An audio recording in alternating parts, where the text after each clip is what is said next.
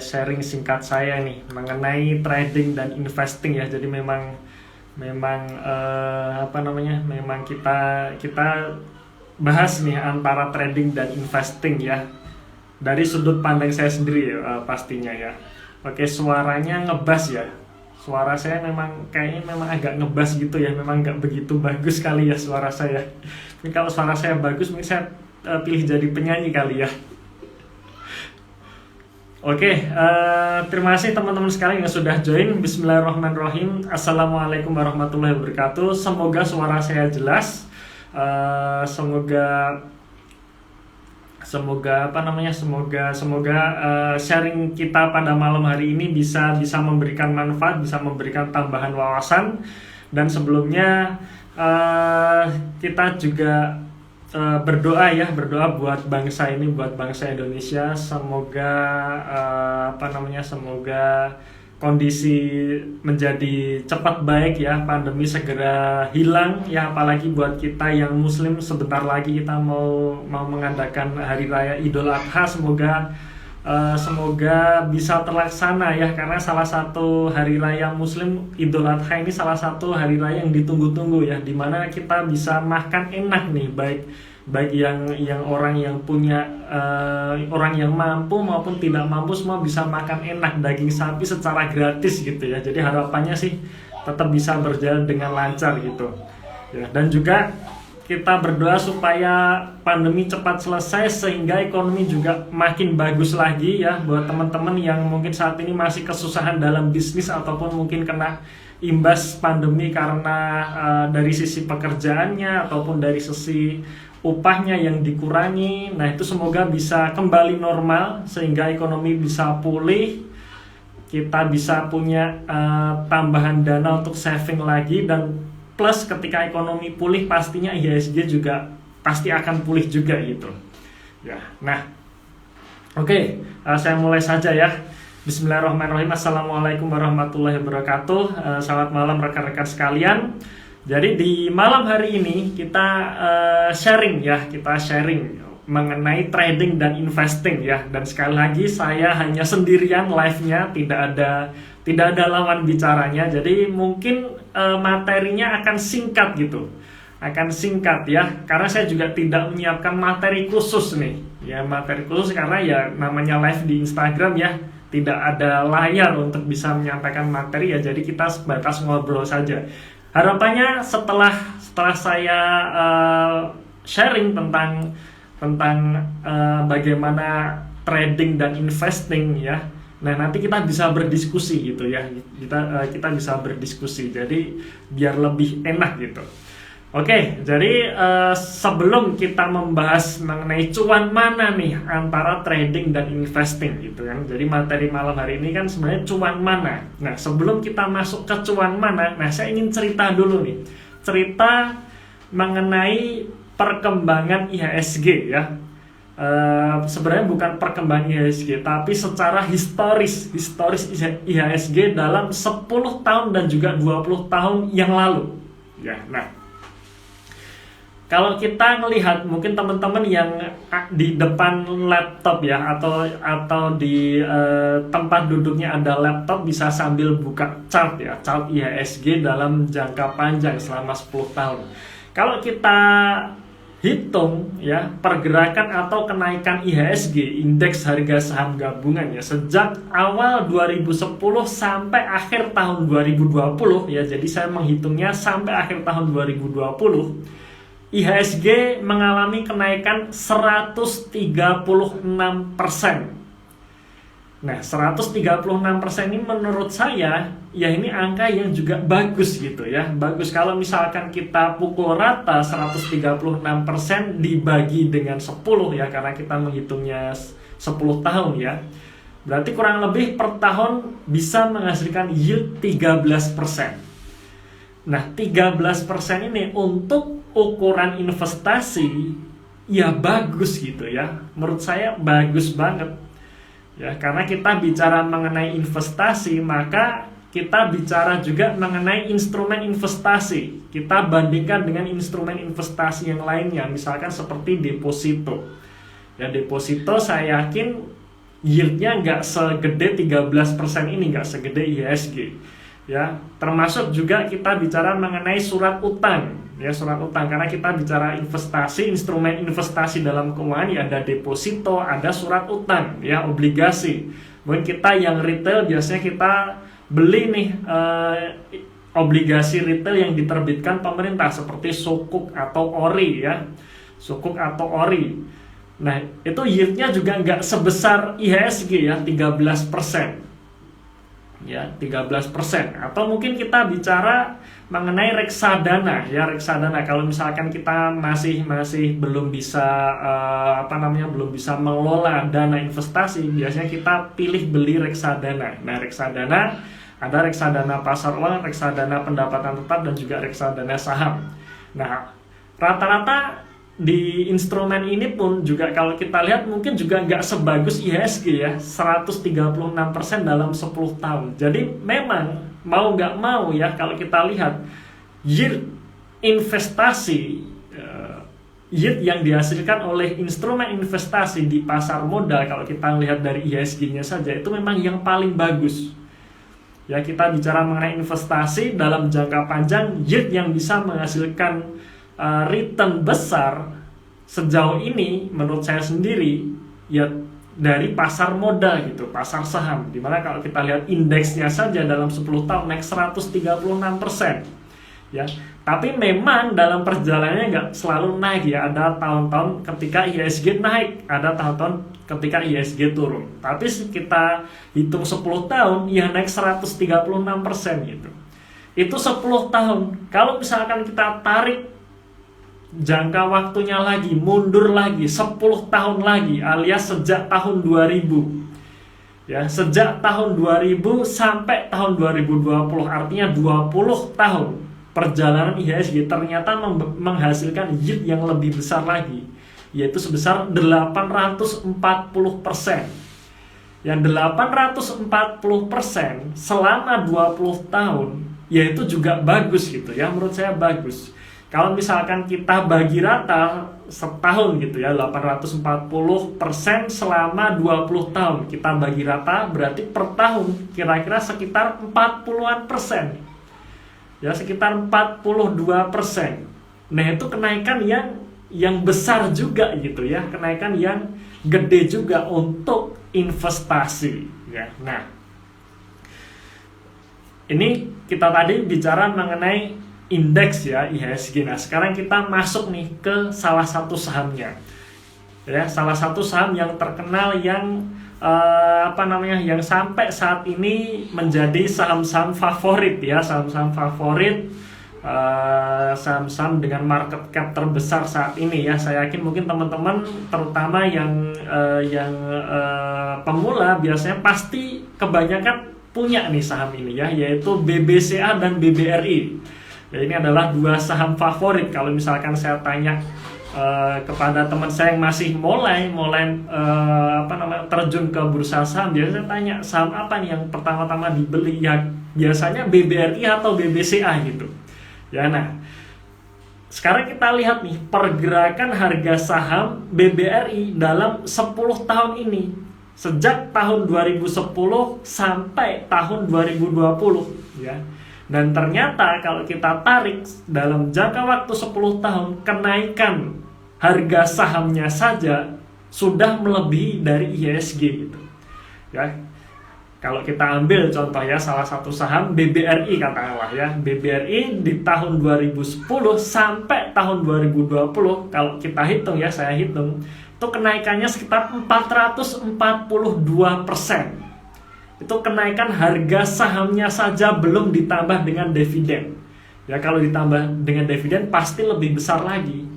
Nah, bayangkan BBRI naik 442% dalam 10 tahun. Berarti kalau kita bagi rata per tahun, ya sekitar 40-an% gitu. 40-an% untuk ukuran investasi, ya untuk ukuran investasi, ya balik lagi ini bagus banget gitu. Ya, sekarang instrumen investasi apa yang bisa memberikan hasil per tahunnya 40%? Nah, itu BBRI, ya. Kemudian BBCA juga sama. Ternyata kalau kita tarik jangka panjang dalam 10 tahun ini, sejak tahun 2010 sampai 2020, ternyata harga saham BBCA itu naik 577%. Ya, 577%, kalau misalkan kita bagi per tahun, anggap per tahunnya kenaikannya sama, ya sekitar 50%, sekitar 57%. Nah, menurut saya itu juga hasil yang bagus untuk ukuran investasi gitu. Ya, jadi entah itu indeksnya ataupun sahamnya, kalau memang sahamnya bagus ya, sahamnya bagus, sahamnya fundamentalnya bagus, kinerjanya selalu tumbuh, ternyata dalam jangka panjang itu memberikan yield ya atau return yang bagus gitu.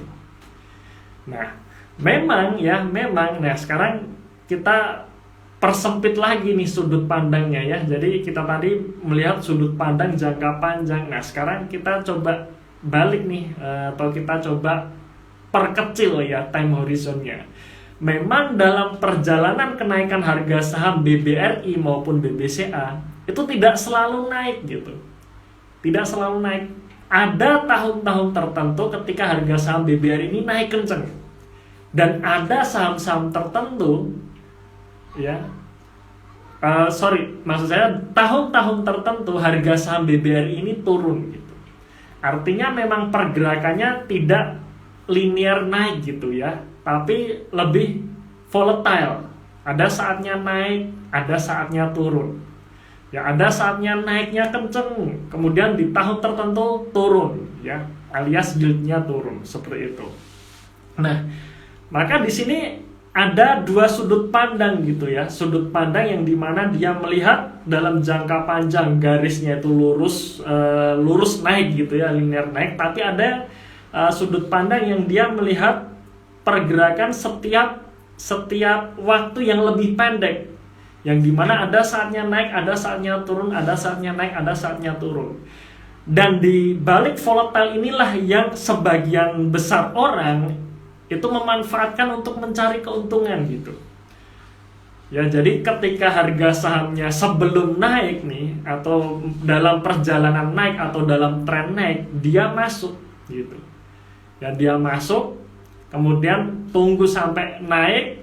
Setelah naik, sebelum ada penurunan harga saham, dia jual dulu gitu. Dia jual dulu, kemudian dia tunggu nih sampai keadaannya berbalik arah dari istilahnya mantul gitu ya. Setelah turun, habis itu mantul naik ke atas, nah di situ dia beli lagi. Ya.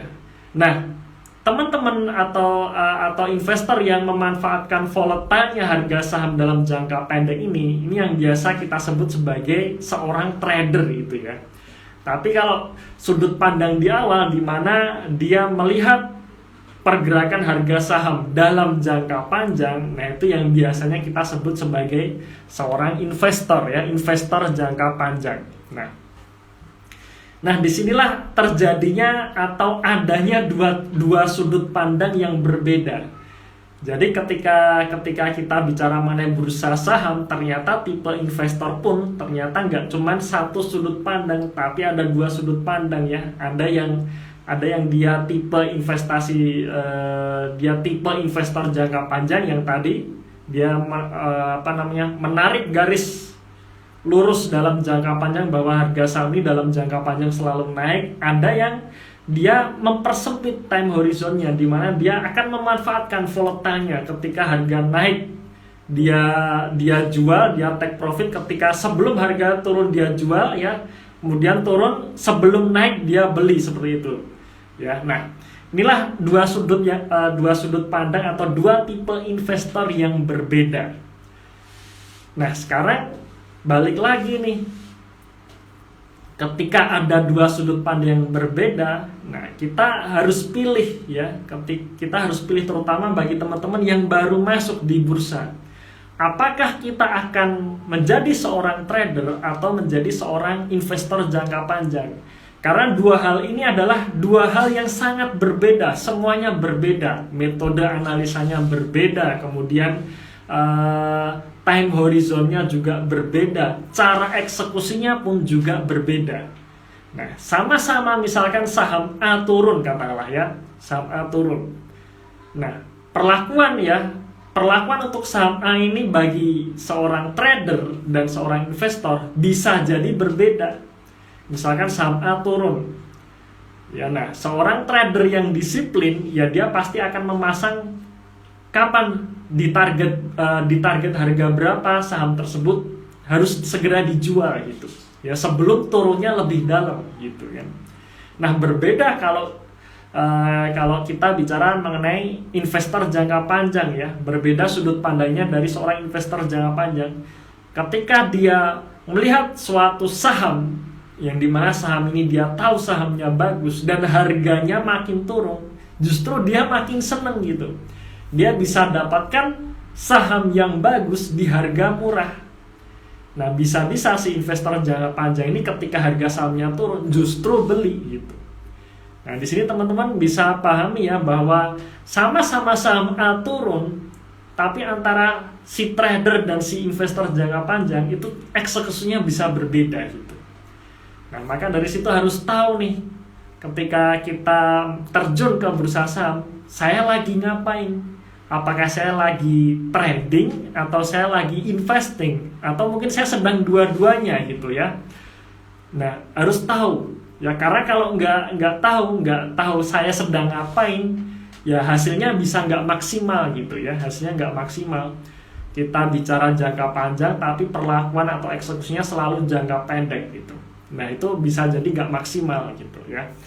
Nah, di sini saya ingin cerita dulu yang membedakan nih antara seorang trader dengan seorang investor jangka panjang ya. Nah, kita bicara dulu mengenai goalnya. Ya, kita mengenai goal atau berapa sih yang ingin kita dapatkan gitu. Nah, ini harus teman-teman pahami dulu. Goal atau cuannya lah ya, seringnya kita bilang cuannya. Ya, cuan, dan saya bicara cuan di sini adalah total keseluruhan portofolio kita ya. Jadi bukan saham per sahamnya, bukan ya, tapi total portofolio kita. Nah, kalau misalkan kita seorang investor jangka panjang, maka pastinya acuan kita adalah indeks ya, atau harga IHSG itu sendiri. Yang dimana di awal tadi saya sudah cerita ya, bahwa dalam jangka panjang 10 tahun ini kenaikan IHSG 136%. Ya, 136% ya, dibandingkan dengan return yang dihasilkan oleh instrumen investasi lain, ya ini tetap lebih bagus ya. IHSG ini tetap lebih bagus daripada instrumen manapun. Nah, berarti goal seorang investor jangka panjang biasanya tidak muluk-muluk ya, artinya sepanjang kinerja portofolionya bisa lebih tinggi dari IHSG, ya menurut mereka itu sudah bagus gitu ya. Kalau saya sendiri, saya juga memposisikan diri sampai saat ini pun saya menjadi seorang investor jangka panjang gitu ya. Jadi acuan saya selalu IHSG. Jadi sepanjang kinerja portofolio saya lebih bagus dari IHSG, ya itu sudah oke gitu, sudah bagus. Seperti misalkan contoh di tahun 2020 kemarin ya, tahun 2020 kemarin saat terjadi crash ya, IHSG sempat turun ya, sempat turun sampai sekitar 30-an%, 30 atau 35%. Ya, dari 6.300-an ya, kalau nggak salah 6.300-an sampai turun sekitar 4.000-an ya. Saya sedikit lupa ya, kurang lebih seperti itu ya, turun sekitar 30-an%. Kemudian akhir tahun mulai naik. Dan ternyata setelah dihitung per tahunnya ya, dalam 1 tahun dari awal 2020 sampai akhir tahun 2020, ternyata IHSG hanya turun 5% gitu. Hanya turun 5%. Nah, sekarang bagaimana dengan portofolio kita? Kalau misalkan kinerja portofolio kita di tahun 2020 kemarin lebih bagus dari minus 5%, ya menurut saya itu sudah oke gitu. Katakanlah portofolio kita hanya naik 5% gitu. Ya menurut saya itu sudah bagus, sudah tercapai goalnya, bahwa goal dari portofolio saya adalah mengalahkan IHSG, beat the market gitu. Jadi sudah oke, sudah bagus. Ya artinya kalau katakanlah kita hanya punya target 10% saja di atas IHSG, berarti dalam jangka waktu 10 tahun ya berarti lebih oke lagi gitu ya. 10 tahun 136%, kalau setiap tahunnya bisa 10% di atas IHSG, berarti dalam 10 tahun itu sekitar 260%. Ya itu bagus banget gitu ya. Itu bagus banget gitu. Nah, biasanya goalnya seperti itu, goal untuk para investor jangka panjang ya, artinya ya goalnya nggak muluk-muluk. Nah, berbeda dengan trader. Kalau misalkan kita pilih menjadi seorang trader, ya goal kita harusnya bukan hanya sekedar mengalahkan IHSG, tapi ya lebih tinggi, misalkan 5 kali IHSG atau 10 kali IHSG. Nah, itu baru goal yang relevan buat seorang trader gitu. Nah, kenapa bisa berbeda goalnya? Nah, ini di poin selanjutnya yang ingin saya jelaskan ya, yaitu mengenai masalah waktu ya. Jadi poin nomor 2, waktu. Ya, poin pertama tadi adalah goal ya. Goalnya terukur, lebih bagus dari IHSG, artinya portofolio dia sudah bisa mengalahkan semua yield instrumen investasi yang ada saat ini ya. Itu lebih bagus dari IHSG. Nah, kalau seorang trader maka harus lebih tinggi lagi gitu, 5 kali IHSG atau 10 kali IHSG. Nah, itu masalah goal. Nah, kenapa bisa berbeda goalnya? Karena faktor yang kedua ini, masalah waktu, teman-teman ya. Waktu ini juga penting. Waktu di sini bukan time horizon ya, bukan jangka waktu jangka panjang yang saya sebutkan tadi, bukan ya, tapi waktu kita ya. Apakah kita memiliki waktu atau bisa meluangkan waktu untuk memantau market setiap saat gitu? Ya, setiap saat. Kita tahu ya, yang namanya bursa saham itu bergeraknya sangat dinamis. Ya, dimana harga saham A sekarang 1.000, ya besok ya nggak 1.000 lagi, itu bisa 1.200, bisa 1.300, atau bisa ke 900 atau 800 gitu.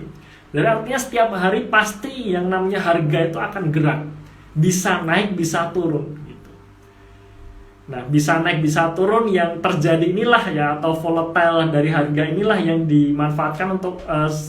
dimanfaatkan seorang trader untuk mencari cuan. Nah, waktu inilah yang membedakan goal tersebut. Kalau seorang trader ya, artinya dia memang meluangkan waktu untuk memantau pergerakan harga saham atau kondisi di bursa setiap saat. Ya, sekarang harga saham ini sedang trennya naik atau turun ya, seperti itu. Kemudian ada sentimen apa nih yang sedang bagus gitu. Ya, sentimen apa? Misalkan seperti sekarang ya, sentimen di saham farmasi dan juga digital itu sedang hype-nya gitu. Nah, apakah dia bisa selalu update gitu? Nah, karena harus update terhadap bursa ini kan butuh waktu ya, butuh tenaga. Nah, maka goalnya juga harusnya lebih tinggi ya gitu. Ya, nah berbeda nih dengan investor jangka panjang. Seringnya investor jangka panjang ini lebih cuek dengan volatile yang terjadi setiap hari, setiap saat gitu. Ya, biasanya lebih cuek. Ya, mau harga sahamnya turun 5%, 10% ya biasa aja biasanya gitu ya. Mau naik 10%, 20% ya biasa aja gitu. Ya, seringnya seperti itu. Ya, beda seorang trader, ketika dia misalkan targetnya 10% langsung di take profit, ya dia akan siap-siap nih ketika harga sahamnya menyentuh di target harga acuannya, ya dia langsung eksekusi, biasanya seperti itu. Nah, waktu ini yang membedakan. Nah, balik lagi nih, kita mau nggak meluangkan waktu gitu, atau kita punya nggak waktu untuk memantau kejadian market setiap hari, setiap saat. Nah, saya sendiri kenapa saya memilih untuk menjadi seorang investor jangka panjang, karena saya sampai saat ini nggak ada waktu gitu untuk memantau pergerakan bursa setiap harinya. Gitu ya, setiap harinya, setiap saatnya. Jadi seringnya saya nggak tahu nih harga saham yang saya pegang hari ini turun atau naik, itu seringnya saya nggak tahu gitu. Ya, biasanya sih saya cuma cek ketika malam hari gitu ya, ketika mau tidur, kadang lagi istirahat saya cek hari ini gimana sih pergerakannya, itu baru cek. Cuman siangnya saya biasanya jarang gitu. Kenapa? Karena saya punya usaha yang lain ya, Jadi saya sampai saat ini juga belum full time investor ya, karena saya punya kesibukan yang lain. Saya ada bisnis juga yang saya kerjakan di siang harinya, maka saya nggak ada waktu, sehingga saya memutuskan untuk menjadi seorang investor jangka panjang gitu. Nah disinilah mengenai waktu inilah yang membedakan goalnya ya. Jadi ada risk and rewardnya. Risk and reward dalam hal ini adalah waktu yang sudah digunakan untuk memantau pergerakan harga setiap hari gitu. Nah, jadi seorang trader ya, sekali lagi ya, dia harus meluangkan waktu untuk memantau kejadian market setiap saat. Nah, sedangkan seorang investor jangka panjang biasanya sekali lagi ya cuek ya, agak cuek dengan volatile harga saham yang terjadi setiap harinya. Nah, itu perbedaannya ya. Perbedaan mengenai goal dan waktu ya.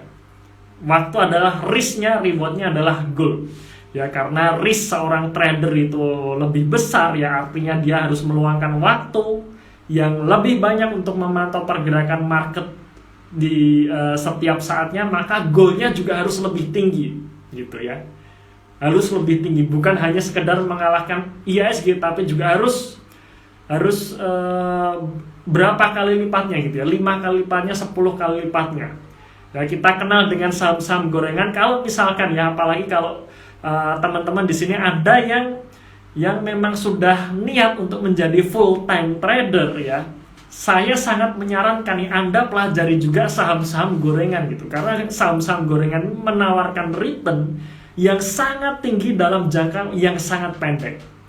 Tetapi ini nggak bisa didapatkan secara instan ya, harus dipelajari, pola-pola pergerakannya harus dipelajari, maka dibutuhkan waktu ya. Jadi risknya di situ, risk yang sudah dikeluarkan, goalnya juga, rewardnya juga harus lebih tinggi gitu ya. Nah, itu mengenai waktu ya, goal dan juga waktu. Nah, jadi sebenarnya teman-teman sekalian ya, sebenarnya kalau kita balik lagi nih ya, balik lagi ke dalam judulnya pada malam hari ini, cuan mana nih antara trader ya dan juga investor jangka panjang? Seharusnya ya, balik lagi, seharusnya ya harus lebih cuan trader gitu ya, harus lebih cuan trader, karena kalau enggak risk and rewardnya enggak dapet gitu ya. Ya, Anda seorang trader ya, sudah meluangkan waktu, sudah capek-capek memantau pergerakan market setiap hari, setiap saat, tetapi ternyata yieldnya masih kalah atau masih di bawah dari indeks atau IHSG. Ya, akhirnya dipertanyakan lagi gitu ya, akhirnya nggak dapat risk and rewardnya gitu. Ya, sudah capek-capek kita meluangkan waktu, kita trading, kita mengamati pergerakan harga saham setiap hari, ternyata hasilnya nggak bisa mengalahkan indeks, nggak bisa mengalahkan IHSG gitu. Kalah sama dia yang sekali beli BBRI di 2010, habis itu diem. Ya, habis itu diem, tinggal kerja, tinggal berbisnis, tinggal liburan dan sebagainya. Tahu-tahu 10 tahun kemudian naik nih 400% gitu ya. Nah, ini yang harus teman-teman pahami gitu ya. Jadi karena saya katakan ya, jawaban saya, cuan mana nih antara seorang trader dengan investor jangka panjang? Seharusnya cuan trader gitu. Seharusnya cuan trader, karena risk and rewardnya beda.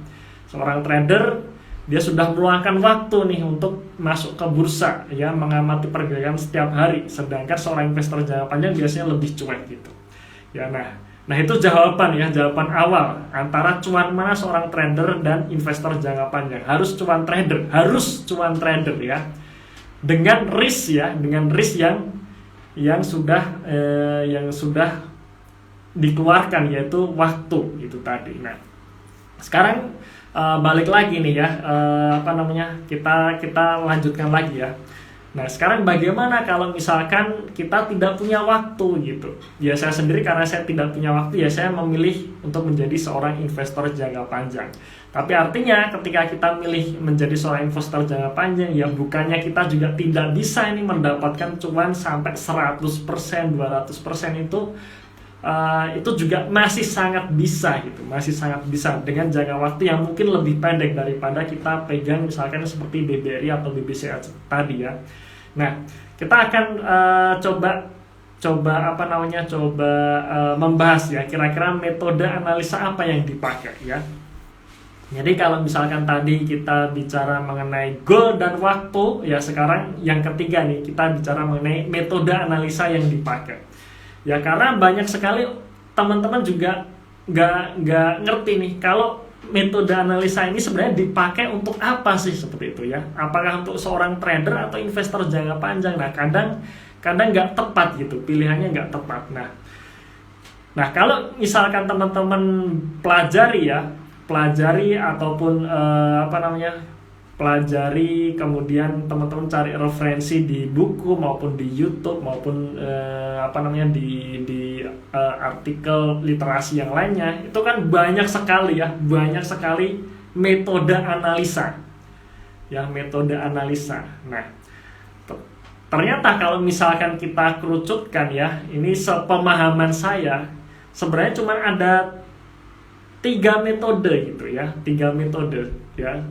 Yang pertama adalah metode analisa teknikal ya, kemudian analisa fundamental, kemudian yang ketiga ini yang sedang hype saat ini ya, analisa bandarmologi. Nah, cuman ketiga metode ini berbeda tujuannya teman-teman ya, sangat berbeda tujuannya. Nah, kalau kita bicara mengenai seorang trader, maka bisa dikatakan 70% analisa yang dipakai itu adalah analisa teknikal. Ya, dia akan lebih memperhatikan tren harga saham dibandingkan dengan fundamental gitu. Ya, bisa dibilang lah kadang fundamental itu nggak berguna banget gitu ya untuk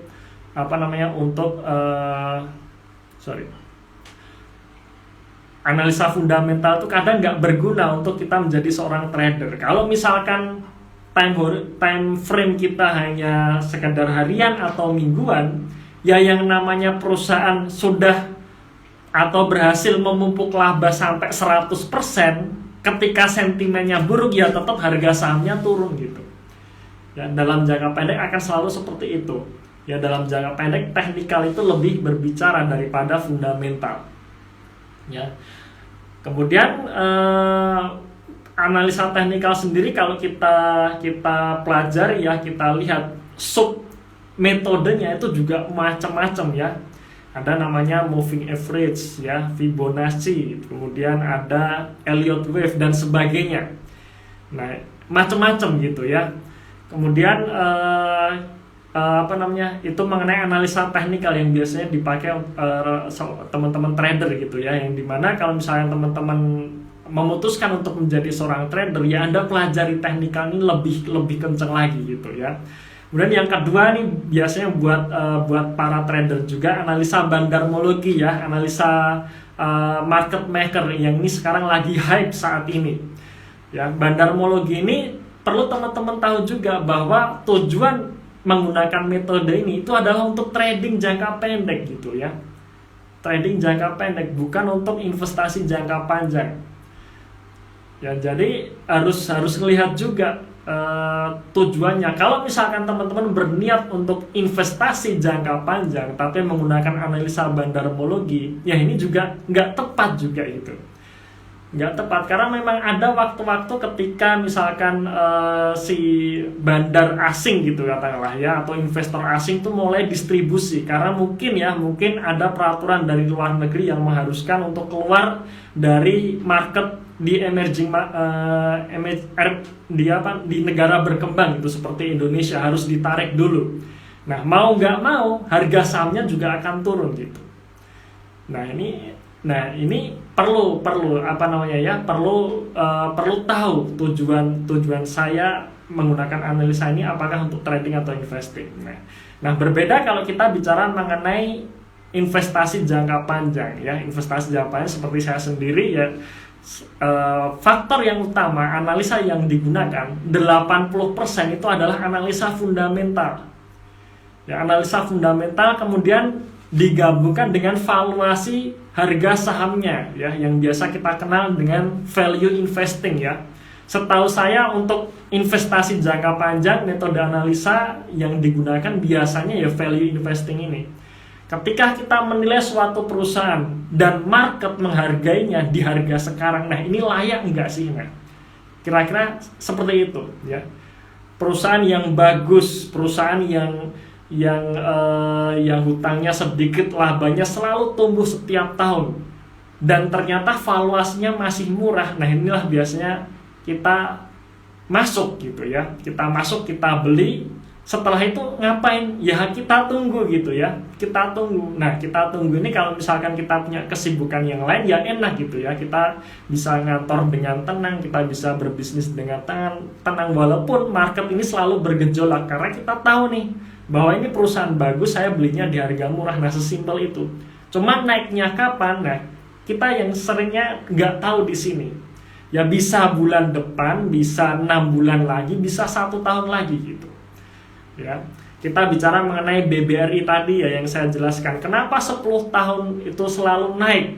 Ya secara jangka panjang selalu naik karena kinerjanya selalu bagus. Tiap tahun asetnya naik, ya labanya naik.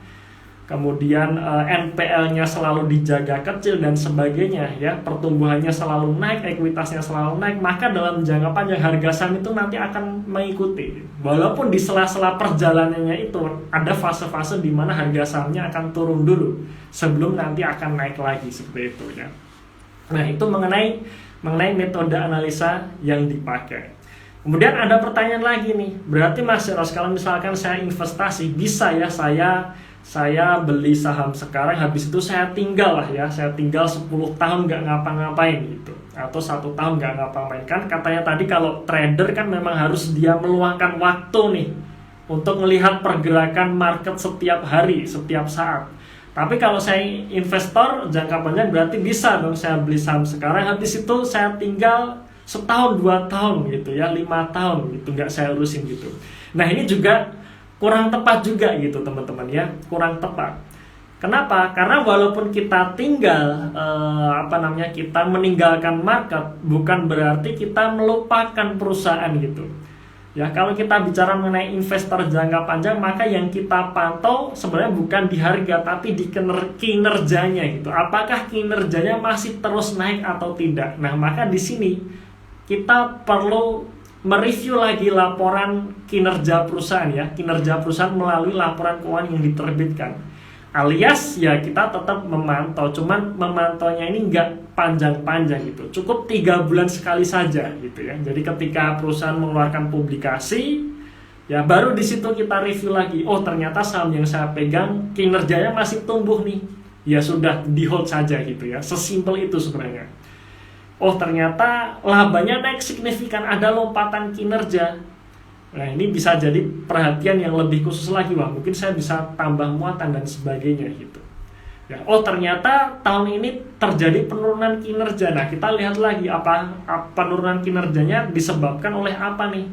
Apakah hanya karena faktor pandemi atau manajemennya yang sudah nggak beres atau memang bisnisnya yang sudah kadaluarsa. Nah di situ baru kita bisa putuskan, wah ancang-ancang nih saya harus keluar dari saham ini, seperti itu gitu ya. Jadi bukan serta-merta ketika kita memilih menjadi investor jangka panjang, habis beli sahamnya ditinggal setahun gitu, nggak ngecek lagi laporan keuangannya. Nah itu juga salah ya, itu juga kurang tepat gitu. Cuman memang bedanya lebih santai gitu ya, lebih santai, kita hanya menunggu laporan kinerja triwulan yang keluar gitu saja.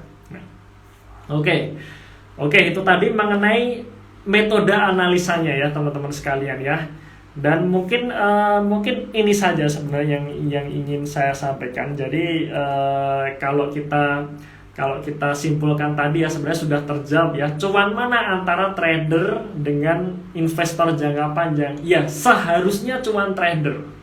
Kenapa cuan trader? Karena seorang trader dia sudah meluangkan waktu untuk memantau kejadian market setiap saatnya gitu. Ya seharusnya seperti itu ya. Nah, goalnya pun harus lebih tinggi ya. Karena ada risk and rewardnya. Risk adalah dia sudah meluangkan waktu untuk memantau di market, maka rewardnya harus tinggi, harus 5 kali IHSG, 10 kali IHSG gitu. Ya, nah, berbeda dengan seorang investor jangka panjang. Investor jangka panjang goalnya sudah tahu nih, oh dalam jangka panjang IHSG saja paling tidak hanya bisa memberikan return 13% per tahun. Berarti dengan saya mengalahkan IHSG, katakanlah 10% di atas IHSG, berarti kenaikan dari yield investasi saya sudah jauh lebih bagus daripada IHSG, dan itu sudah cukup gitu. Nah itu ya, jadi reasonnya seperti itu. Nah, oke, teman-teman sekalian, mungkin itu ya yang ingin saya sampaikan, perbedaan antara seorang trader dan investor jangka panjang ya. Begitu juga risk and rewardnya gitu. Nah, sekarang saya ingin diskusi nih dengan teman-teman sekalian. Nah, kira-kira ada pertanyaan apa gitu ya? Mungkin ini yang paling bawah ya, saya baca dari bawah. Oke. Mas Eros, ada kelasnya nggak? Pembahasannya menarik, saya pengen join. Ada Pak ya, jadi rencana kita akan menggelar kelas khusus value investing ya. Nanti rencana akhir bulan ini tanggal 30 dan 31 ya. Bener ya, akhir bulan itu tanggal 30 dan 31 jam setengah 8 malam ya. Jam setengah 8 malam via Zoom ya, teman-teman bisa masuk ke website kami www.theinvestor.id. Nah itu sangat worth it teman-teman sekalian kalau misalnya teman-teman mau ikut kelasnya, karena sekali investasi bisa ikut kelas berikutnya secara gratis ya, kelas value investing tentunya ya, itu secara gratis. Jadi, dan ada supporting grupnya, ada grupnya yang nanti kita bisa berdiskusi. Kalau misalkan setelah acara, setelah workshop teman-teman masih belum ngerti, ada yang ditanyakan, nanti ada supporting grupnya ya. Itu rencana akhir bulan ini. Oke, kemudian pertanyaan selanjutnya dari Pak Rizky ID ya. Bagaimana untuk sektor batu bara, di mana harga batu bara sudah tertinggi sejak tahun 2011 tapi harga saham batu bara masih di bawah. Nah, betul teman-teman sekalian, ini juga menarik ya. Kenapa saham-saham batu bara kok belum naik gitu? Padahal harga batu bara sendiri itu sudah naik tinggi gitu. Nah, kalau teman-teman mengamati kinerja dari saham-saham batu bara di kuartal 1 ini sebenarnya masih belum bagus ya. Rata-rata masih turun dibandingkan kuartal 1 2020 kemarin. Cuman secara secara year on year memang turun, tapi secara kuartal on kuartal ya, secara kuartalan itu ada perbaikan. Nah, saya memprediksi ya kenaikan harga-harga saham batu bara itu nanti setelah laporan keuangan kedua ini keluar, di mana ketika laporan keuangan kedua kemarin ya, artinya kinerja sampai bulan Juni di tahun kemarin itu kan pas pandemi ya, pas pandemi, kemudian harga batu bara sedang turun-turunnya. Nah, biasanya di situ nanti akan kelihatan nih, ada lompatan kinerja di situ, dan biasanya disitulah harga-harga saham ini mulai bergerak. Nah, cuman yang membuat saham rally itu ketika ada lompatan kinerja dan sentimen yang masuk ya. Jadi pengalaman saya melihat saham-saham rally itu ketika ada lompatan kinerja dan juga sentimen yang masuk gitu. Ya, jadi ya kita tunggu saja gitu. Saya sih masih optimis ya, harga-harga saham batubara akan naik gitu ya. Saya masih optimis ya, mumpung belum naik ya kita masuk dulu gitu. Ya kita masuk dulu. Nah, kita masuk dulu, habis itu ya sudah kita tunggu saja gitu ya. Cuman prediksi saya di akhir tahun ini ya, semester 2 ini seharusnya sudah mulai, nanti setelah laporan keuangan kedua keluar seharusnya akan mulai bergerak. Ini seperti contoh kalau teman-teman misalkan lihat saham-saham nikel ya, saham-saham nikel seperti Inco, kemudian Antam sebenarnya bergerak di emas ya, tapi dia juga punya unsur nikel di situ, itu biasanya juga akan terpengaruh. Antam dan nikel ini sudah mulai bergerak. Kenapa sudah mulai bergerak 1 minggu terakhir ya, minggu kemarin? Kenapa? Karena ya laporan keuangannya bagus gitu, ternyata ada lompatan kinerja. Nah, biasanya ketika ada lompatan kinerja seperti itu, harga sahamnya bergerak dulu. Dan ketika nanti sentimen masuk, nah biasanya harga sahamnya akan rally gitu ya. Nah, Ini juga menarik lagi. Tapi kapan Mas? Kan kita nggak tahu gitu kan. Nah, biasanya sentimen itu akan datang ketika lompatan kinerja itu sudah muncul duluan. Jadi bagi kita yang memang nggak sempat atau nggak tahu atau males ya untuk mengikuti sentimen market setiap hari, ya sudah kita lihat aja laporan keuangannya. Wah, ada lompatan kinerja, ya sudah masuk dulu. Habis itu ya sudah ditunggu saja gitu ya. Ditunggu saja, biasanya akan terjadi. Ini seperti contoh kalau misalkan kita melihat saham-saham consumer good ya. Consumer good. Ini khususnya ICBP ya. ICBP kemarin sempat mentok di 7.900 ya, 7.900 itu sebelum laporan keuangan keluar ya. Karena memang menganggap saat ini sentimen consumer good kan sedang jelek nih ya. Sedang jelek artinya sedang dijauhi karena faktor misalkan seperti konsumsi masyarakat belum pulih. Ya, konsumsi masyarakat belum pulih, akhirnya ya sudah orang-orang belum belanja, yang menyebabkan menjadi sentimen negatif, harga saham-saham consumer good pada turun ya, ICBP, Unilever, semua ya, Sido, kemudian MYOR dan sebagainya. Nah, kalau teman-teman perhatikan lebih dalam lagi di laporan keuangannya, ya ada saham-saham yang ini sudah bergerak duluan, ya bergerak duluan. Padahal sentimennya masih negatif. Contohnya kita bicara mengenai saham ADES ya. Saham ADES ini pernah kita bahas di YouTube ya. YouTube di mana trennya ini naik terus gitu. Padahal sentimennya masih negatif. Kenapa? Karena kalau kita lihat lagi ternyata di laporan keuangannya ini bagus banget. Pertumbuhan laba bersihnya ini selalu melompat gitu ya. Jadi ini bergerak naik.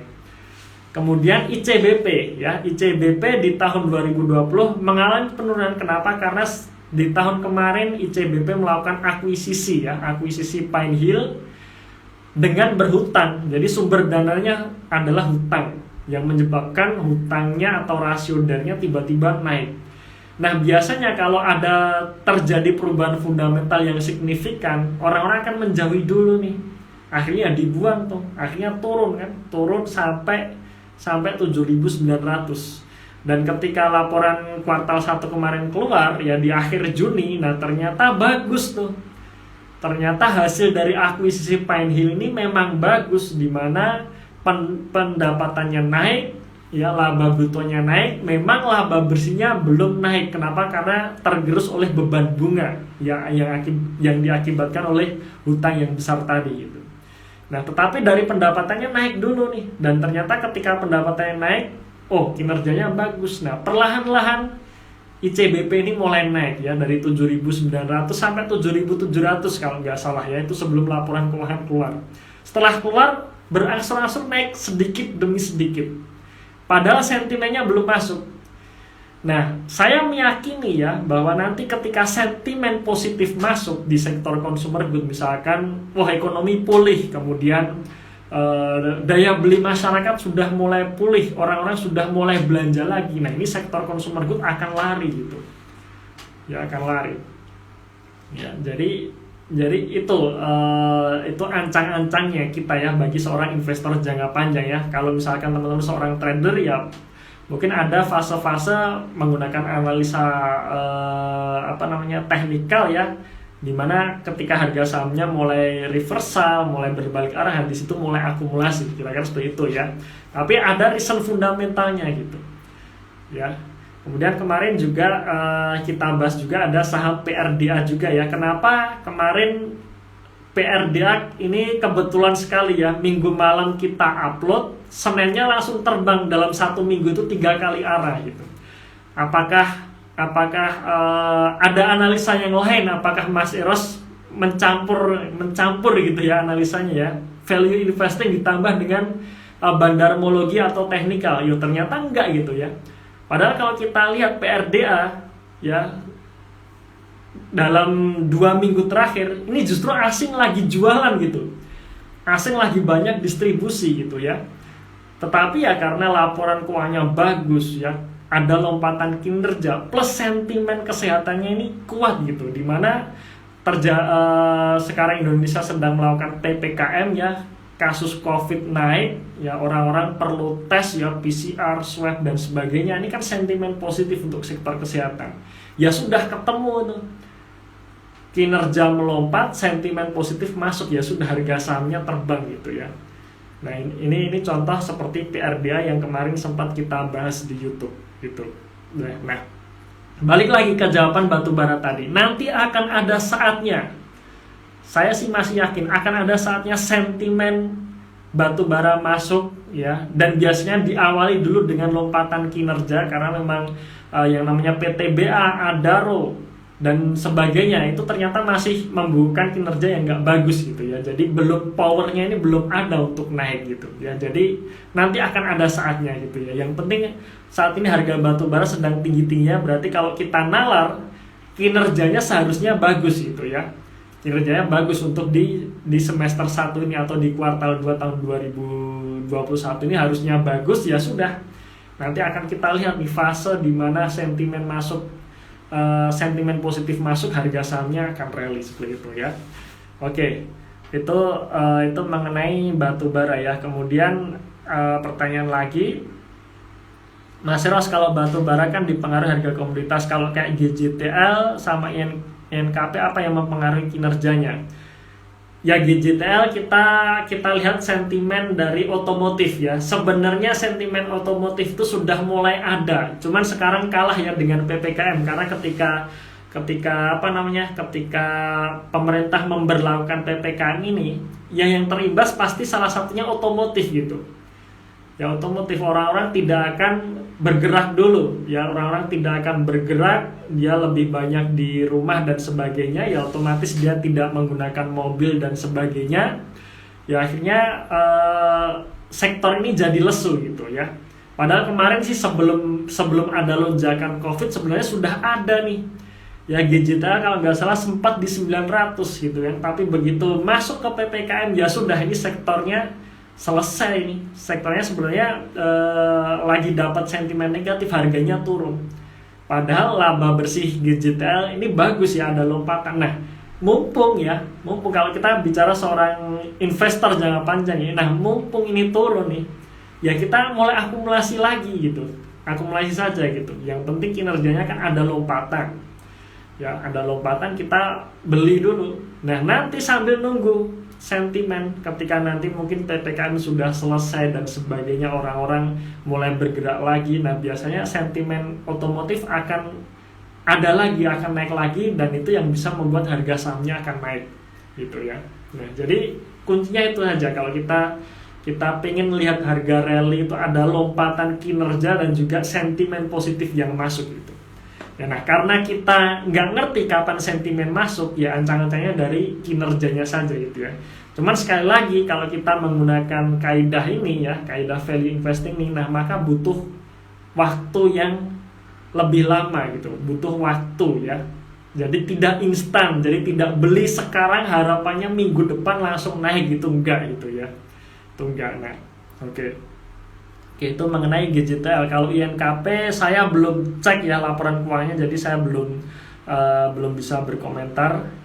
Oke, terus ada ya, terima kasih nih ya. Beli batiknya di mana, Mas? Nah, ini dagangan saya gitu, Pak ya. Thank you, Pak. Jadi memang siang harinya ya saya dagang ini ya, dagang salah satunya batik ini gitu ya. Oke, Mas Eros, untuk UNVR apakah masih cocok untuk investasi? Nah, kalau UNVR ya, memang kita lihat pertumbuhan kinerjanya sudah tidak bisa lagi untuk diharapkan naik gitu ya. Jadi memang sudah mentok kayaknya. Jadi kalau nggak salah 3 tahun terakhir ini pendapatannya hanya tumbuh sekitar 1% dan laba bersihnya selalu turun. Nah, ini sebenarnya sebenarnya sudah bukan tempat lagi untuk investasi jangka panjang sebenarnya. Jadi sudah nggak kita lirik lagi untuk investasi jangka panjang. Nah, tetapi pandangan saya mengenai UNVR, harga saat ini murah gitu. Ya, saya bisa bilang bahwa harga saham ini murah. Nanti tinggal ada sentimen positif masuk, harga sahamnya akan naik gitu. Tapi apakah bisa menembus ATH-nya lagi? Nah, ini yang menurut saya akan sulit gitu. Nah, kita bicara mengenai seperti BBRI atau BBCA tadi ya. Kenapa dalam jangka panjang selalu naik? Dalam jangka panjang selalu bisa menembus harga tertingginya ya, menembus ATH-nya, all time high-nya. Karena kinerjanya selalu naik. Ya, kinerja selalu naik, laba bersihnya selalu naik. Ya.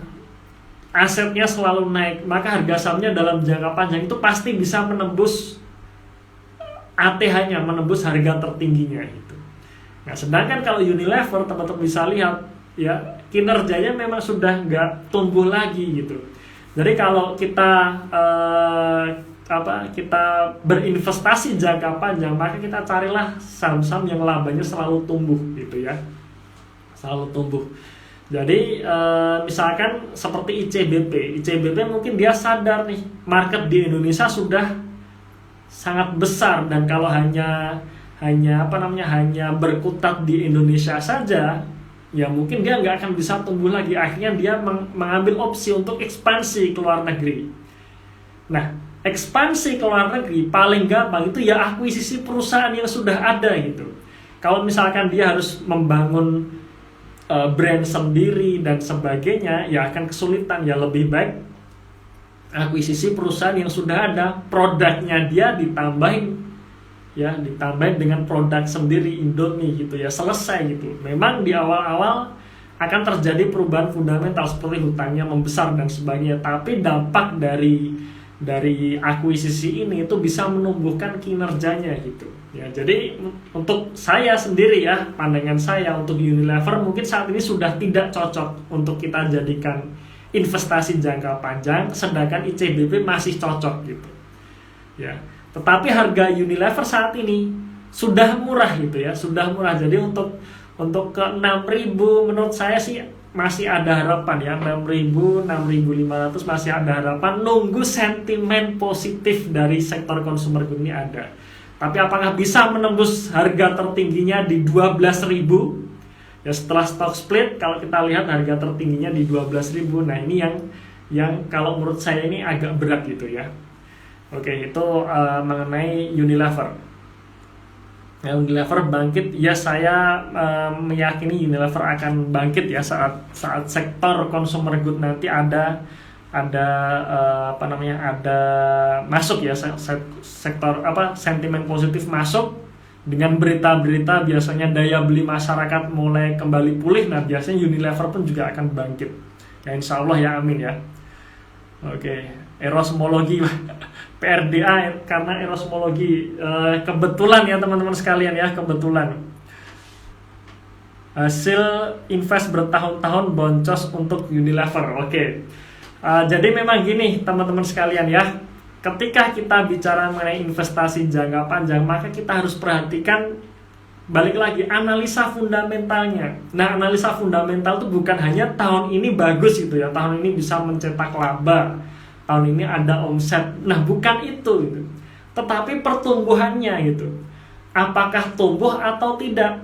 Ya, apakah tumbuh atau justru terjadi penurunan. Nah, kalau terjadi penurunan, nah disinilah sebenarnya kita harus ancang-ancang keluar gitu ya. Keluar. Saya sendiri pun pernah ya kita bahas di YouTube juga ya, bahwa kinerja Unilever itu sudah tahun lalu sebelum pandemi ya, bahwa Unilever kinerjanya sudah nggak begitu menarik lagi. Akhirnya saya pun keluar dari Unilever saat itu sebelum pandemi ya, harga masih 7.000-an gitu ya. Tapi sekali lagi, kalau sekarang harganya sih sudah murah gitu, tapi kalau waktu itu di harga 7.000 dengan kondisi kinerja yang menurun, nah ini sebenarnya sudah saatnya ancang-ancang untuk keluar gitu. Nah, jadi seperti itu teman-teman ya. Kita bicara mengenai investasi jangka panjang bukan berarti yang penting perusahaannya menghasilkan laba gitu ya, habis itu di harga berapapun kita beli, kita tinggal. Nah, bukan seperti itu ya, bukan seperti itu. Tapi kita cek lagi valuasinya apakah masih masuk akal atau tidak, kinerjanya masih tumbuh atau tidak, seperti itu. Jadi value investing ya, kita bicara mengenai value investing ini bukan hanya sekedar fundamental, tapi juga valuasi. Apakah dengan kondisi perusahaan yang seperti ini di harga yang sekarang masuk akal atau tidak? Nah, itu sebenarnya ya, di situ ya, maksudnya poinnya di situ. Oke. Sentimen sudah selesai, apakah waktu yang tepat untuk menjual? Ini mungkin saham otomotif ya. sentimen itu selalu datang dan pergi setiap saat, Pak. Jadi pegangan kita adalah kinerjanya. Jadi selama kinerjanya masih bagus, masih tumbuh, ya menurut saya hold saja. Tapi sekali lagi untuk kita investasi ini ya, untuk kita seorang investor jangka panjang. Nah, berbeda kalau misalkan Anda memutuskan menjadi seorang trader. Kalau trader ya sebelum sentimen keluar sebaiknya jual dulu gitu ya. Jual dulu, begitu sentimen akan datang masuk lagi gitu. Nah ini yang perlu dibedakan gitu ya tadi ya, jenis-jenis analisanya. Ya jadi kalau harga saham rally karena faktor lompatan kinerja dan sentimen, itu rata-rata semua seperti itu ya, harga saham rally seperti itu. Nah cuman posisi kita nih, apakah kita seorang trader atau investor jangka panjang? Nah ini yang cara eksekusinya berbeda. Sentimen bisa datang setiap saat, bisa keluar setiap saat. Ya, artinya kita punya nggak untuk selalu analisa sentimen seperti itu. Nah, kalau kita nggak punya waktu seperti itu, ya sudah, sepanjang kinerjanya masih oke, masih ada lompatan, hold saja gitu ya. Hold saja. Kalau saya sendiri, saya masih punya ruang untuk beli saham seperti ini. Mumpung sentimen positif belum datang, saya beli lagi gitu. Justru seperti itu.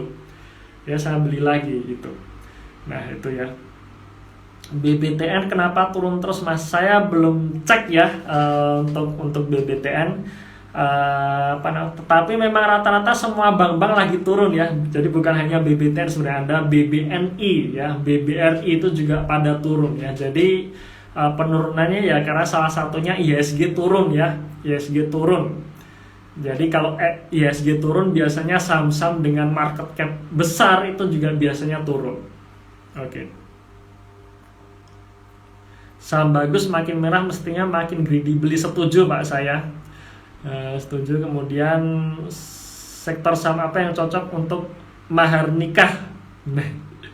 Oke Pak, mantap sekali ya, sekarang kayaknya lagi musim ya mahar nikah pakai saham gitu. Menurut saya consumer good oke, dan perbankan ya. Kalau saya sendiri, saya masih melihat saham-saham yang selalu bisa menembus ATH-nya dalam jangka panjang. Itu ya dua ini, perbankan sama consumer good. Ya, dan pastikan pilih saham yang kinerjanya selalu tumbuh gitu ya. Berarti SIDO masih cocok untuk investasi jangka panjang. Menurut saya masih Pak, ya masih. Harga sekarang menurut saya sudah murah ya. Kemarin kita juga bahas juga SIDO beberapa waktu yang lalu ya, sekitar 2 bulan yang lalu kalau nggak salah. Saat crossing saham ya, crossing saham itu ada bandar dari luar negeri, saya lupa namanya, dia beli SIDO nih sekitar 15% saham kalau nggak salah, di harga 720 gitu. Nah kemarin pas merah kemarin ini ya, sekitar ya akhir bulan Juni ini, SIDO sempat nih di 710 gitu. Jadi kalau teman-teman beli di 710 ya harganya lebih bagus dari harga bandar gitu ya. Nah ini bagus gitu ya. Nah apalagi paling gampang ya, bandarnya aja punya di harga 720. Nah kita ya lebih tinggi dikit itu nggak masalah gitu ya gitu. Yang penting kita lihat kinerjanya bagus. SIDO masih bagus ya. SIDO ini salah satu saham yang bagus juga di bursa. 2 tahun terakhir naik 200%. Ya ini bagus. Dan tahun ini kinerjanya juga masih melompat. Ya, pendapatannya naik, laba bersihnya juga naik. Ini bagus, dan dividennya besar. Sekitar 90% laba dibagikan dividen. Nah, teman-teman bisa lihat ya. Kalau perusahaan membagikan dividen dalam jumlah yang besar, dividen payout rasionya dari laba dalam jumlah yang besar, biasanya sih nggak tumbuh gitu. Kenapa? Karena ekspansinya dia nggak punya duit, karena duitnya semua sudah dibagikan dividen. Tapi berbeda dengan SIDO, dengan dividen 90% laba, ternyata kinerjanya masih naik. Nah ini adalah perusahaan bagus gitu ya, efisien, nggak perlu banyak modal untuk melakukan ekspansi. Ini berbeda dengan saham infrastruktur, dimana kalau dia ekspansi dia harus nambah hutang. Kenapa? Karena yang namanya membangun infrastruktur itu butuh modal besar. Setelah jadi tidak langsung BEP kan. harus nunggu waktu lagi 5 tahun lagi mungkin baru BEP, sedangkan dia harus mengerjakan proyek yang lain, akhirnya dia membutuhkan tambahan hutang gitu. Nah, karena hutangnya besar, biasanya hutang yang besar ini akan menggerus laba bersih. Nah, makanya perusahaan-perusahaan infrastruktur tuh biasanya dividennya kecil gitu ya, karena ya laba, setelah menghasilkan laba ya dipakai buat bayar hutang dulu gitu. Nah, ya jadi balik lagi nih ya, Sido menurut saya bagus walaupun valuasi mahal. Nah, di sini juga kadang kita perlu ini ya, PBV itu bukan satu-satunya cara atau satu-satunya patokan ketika kita menilai apakah saham ini murah atau tidak gitu. Sido sekarang PBV-nya 7 kali. Apakah itu dikatakan murah? Saya katakan yes, ini tidak murah tapi ini wajar gitu ya. Ya, jadi bukan murah tapi memang wajar. Kenapa? Karena memang Sido ini perusahaan bagus gitu. Jadi nggak bisa kita mengharapkan Sido ini harga sahamnya turun sampai PBV 1 kali, itu nggak bisa. Karena sudah saking bagusnya gitu. Jadi PBV 7 kali untuk Sido saat ini ya wajar gitu ya, masih wajar. Oke ya. TSPC saya belum cek Pak. Kemudian PRDA 810 apakah bisa naik lagi? Kalau saya sendiri bisa Pak ya, 8.100 dengan kenaikan laba bersih 300%. Kalau Bapak Pak Ronald lihat lagi videonya ya. Kalau kenaikan kuartal 1 300% ini bisa dipertahankan sampai akhir tahun, berarti harga 8.100 itu sebenarnya masih menunjukkan PAR yang hanya sekitar 6 kali. Itu kalau labanya naik 300%. Kalau labanya naik 100% itu PAR-nya sekitar 12 kali. Jadi masih wajar gitu. Tetapi ya, sekali lagi tetapi, karena PRDA ini sudah arah 3 kali, itu biasanya akan koreksi dulu gitu. Akan koreksi dulu. Ya hari ini ARB ya wajar gitu ya, sudah 3 kali arah gitu, masa naik terus gitu ya, kesenangan yang mereka yang pegang PRDA gitu ya. Ya jadi tuh turun dulu gitu, turun dulu. Cuman harga sekarang menurut saya sih masih wajar, potensi naik masih ada. Ya, tetapi ya naiknya proses naiknya ini tidak selalu naik terus setiap hari, tidak ya. Tapi akan ada fase koreksi. Nah, jadi balik lagi nih, apakah Pak Ronald ini berinvestasi atau bertrading gitu. Ya kalau bertrading ya nunggu dulu aja gitu sampai ada reversal, misalkan ketika support resistennya sudah jalan, misalkan harga sahamnya sudah mantul dari level supportnya, mungkin seperti itu ya. Karena saya juga tidak tahu nih cara menggunakan analisa teknikal gitu. Ya, tapi kalau kita yang berinvestasi ya sudah beli bertahap dulu aja gitu, beli bertahap. Kalau besok turun lagi, ARB lagi, ya beli lagi gitu ya. Makanya beli bertahap itu adalah salah satu yang menurut saya nih cara yang ampuh gitu. Karena kita nggak tahu nih kapan harga saham naik, kapan harga saham turun. Saya biasanya strateginya seperti itu, beli bertahap. Ya, kita ragu-ragu beli bertahap dulu 5% dari porto aja gitu lah ya, 5% dari porto. Kemudian harganya turun lagi nih. Biasanya saya tunggu di atas 15%, saya biasanya nambah muatan. Kalau kinerjanya masih bagus ya, sekali lagi dengan catatan kinerjanya masih oke, masih bertumbuh ya. Di bawah 15% saya tambah lagi muatan, tambahin sampai 10%. Tapi kalau beli 5% habis itu harga sahamnya sudah naik ya saya biarin gitu ya. Saya cari saham lain yang masih belum naik gitu ya. Nah, oke, kemudian UNTR apa menunggu sentimen juga ya. UNTR kinerja kuartal 1 masih nggak bagus ya. Kemarin kuartal 1 masih turun. Nah, maka harga sahamnya turun ya nggak apa-apa, wajar gitu. Tapi sih saya meyakini tahun ini pasti akan naik karena pertambangan sudah mulai jalan lagi, di mana UNTR ini dia bisa jualan alat beratnya lagi, plus dia juga punya saham punya tambang batu bara, dia juga punya perusahaan kontraktor kontraktor pertambangan dan sebagainya gitu ya. Ya naiknya nunggu kinerjanya bagus dulu biasanya ya, dan biasanya ketika kinerjanya bagus sentimen positif akan masuk, dan biasanya di situ harga sahamnya akan naik gitu. Nah, oke,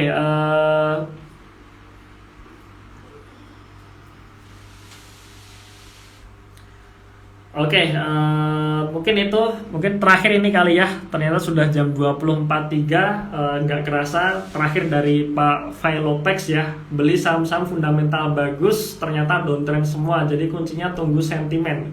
Ya balik lagi mungkin ya, balik lagi ke penjelasan di awal banget tadi, apakah kita sedang trading atau investing gitu ya.